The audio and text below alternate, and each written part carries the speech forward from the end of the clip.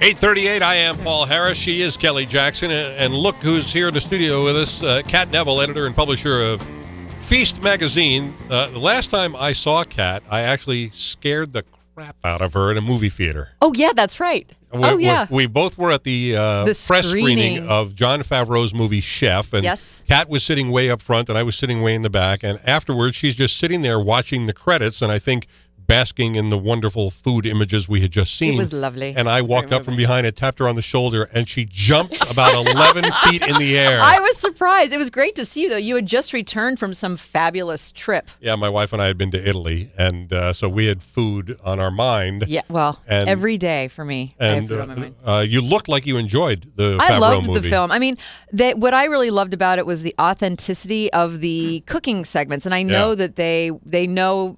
The people that produce the film are aware that folks in the food industry, they're watching to see if you really know kind of what you're doing. Yep. And so, yeah, I mean, if you sit and then you watch the rest of the credits, they show this segment where one of the consulting chefs is showing Jon Favreau how to make this grilled cheese, which in the film I remember is the sexiest grilled cheese you've ever seen in your life. The way that it's gooey and crunchy, but they actually show the dialogue in kind of like creating this thing, and he's like, when you're making the grilled cheese, the only thing in the world that matters is this grilled cheese. Like, make it so your entire focus is on this thing. It was really neat. Yeah. So I loved the film. It was great. It was the best food photography and food-based movie I had seen since Big Night. Oh, I would probably agree with that. Kelly, have you seen Big Night? No, I I have have to not. see it. Stanley Tucci Yeah. and Tony Shalhoub play brothers who own a kind of boutique Italian restaurant, and they compete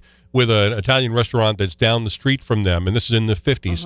And that place has, all the most popular dishes that sell plenty of people and fill up every night, but they don't get nearly enough people in there. They want to be true to their craft. Right. So they don't want to they don't sell have many out and do people. things things that are popular with the masses. Just for being popular. Yes. So. Yeah. But it's I mean, I've heard about the Yeah. movie, but I've not seen. So their that big one. night is a blowout, and they I- just do everything they possibly can. It's a well loved movie. I will Cult tell you favorite. this.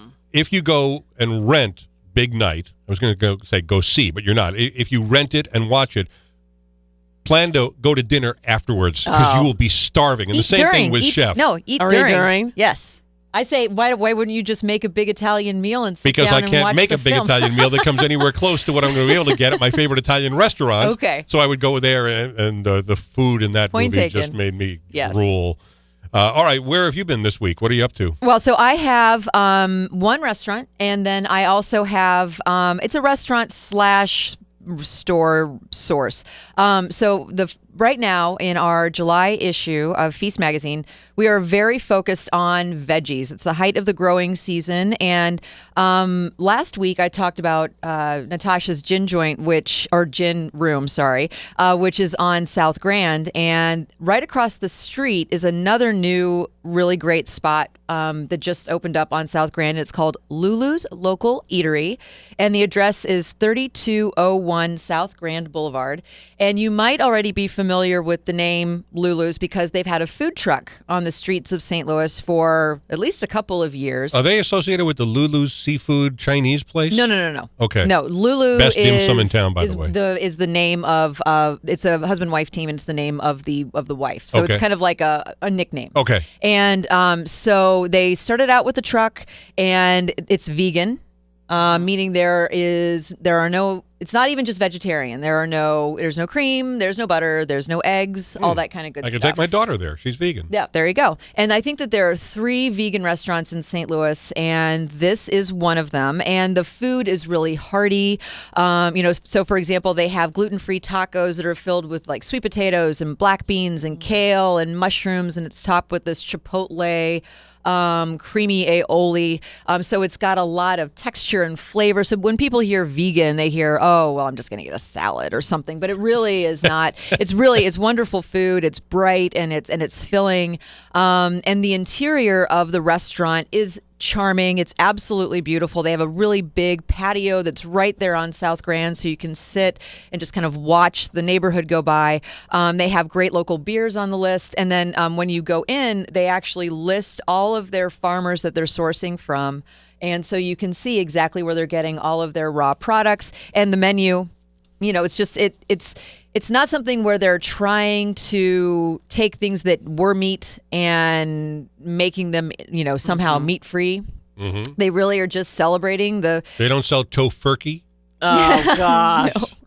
Tofu turkey. No, they don't really do that. They really are making food that is focused on vegetables, and they're making it, really, really beautifully. And so I'm excited to see this brick and mortar come out of a food truck. How often, though, does a food truck become so popular that they're able to open a brick and mortar? Do they still have their food truck? Yes, they do still have the food truck, and it's happened. What's really interesting, so for example, the Sweet Divine, they started out as a food truck, and they very specifically said, we want to test out this concept. We want to see if it's popular, because it's a lower cost of entry to run a food truck, clearly, than to have a brick and mortar. And so they did graduate essentially into a brick and mortar, and they started out with their first brick and mortar on Kings Highway, South Kings Highway, and now they're in Soulard. And then Soul Taco is another that started out as a truck, and now they have a fantastic spot in the Loop.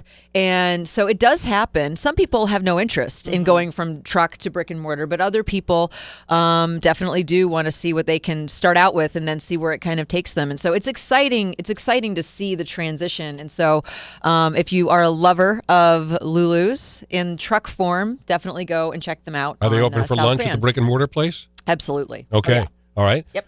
Let me take a break, and then we'll come back and we'll get to the other stuff you have to cover today. Sounds good. This is Kat Neville from Feast Magazine, brought to you by Jimmy's on the Park at 706 DeMont Avenue in Clayton. I've eaten there many times through the years and always have a great meal there, and you will too. Call them to get a reservation at 725-8585 or go to the website jimmyscafe.com for menu and directions. And by the way, next week, July 14th through 20th, is Clayton Restaurant Week, and Jimmy's is featuring a 3-course pre-fee menu all week long for just $25. That's Jimmy's on the Park at Jimmy's Lulu's local eatery on South Grand, and has another place to recommend for you this week. Well, so it is a place, but it's not close by. It sounds like the beginning of a riddle, right? Mm-hmm. It's actually Baker Creek Heirloom Seed Company. Have you heard of this before? No. It's been around for a number of years, and it's actually very well known nationally and even internationally. It's been covered by the Washington Post, by the Wall Street Journal, by Oprah, and all this kind of good stuff. And it's here in Missouri. It's actually close to Mansfield, Missouri, which is near Springfield. So it's probably about a 3.5-hour drive or so. But they do have an online component. So it's at rareseeds.com. And Jared Gettle is the founder of Baker Creek Heirloom Seed Company. And he grew up actually out on the West Coast, and his family was kind of transferred to Southern Missouri.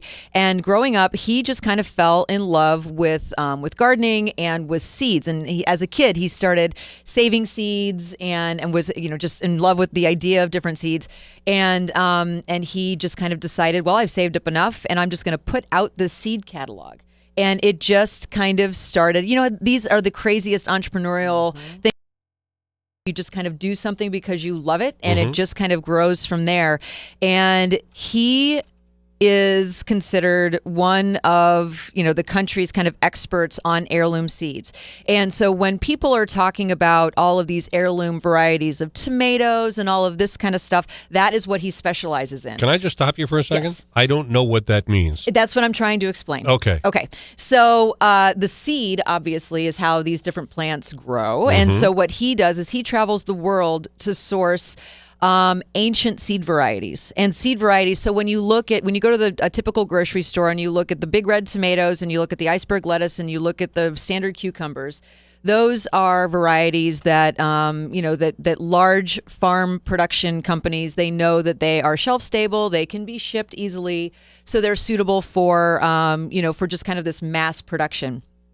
Heirloom varieties typically are very fragile. They typically don't necessarily grow easily. They're finicky, fussy, so they don't necessarily fit into an industrialized food system very well, but they typically taste fantastic.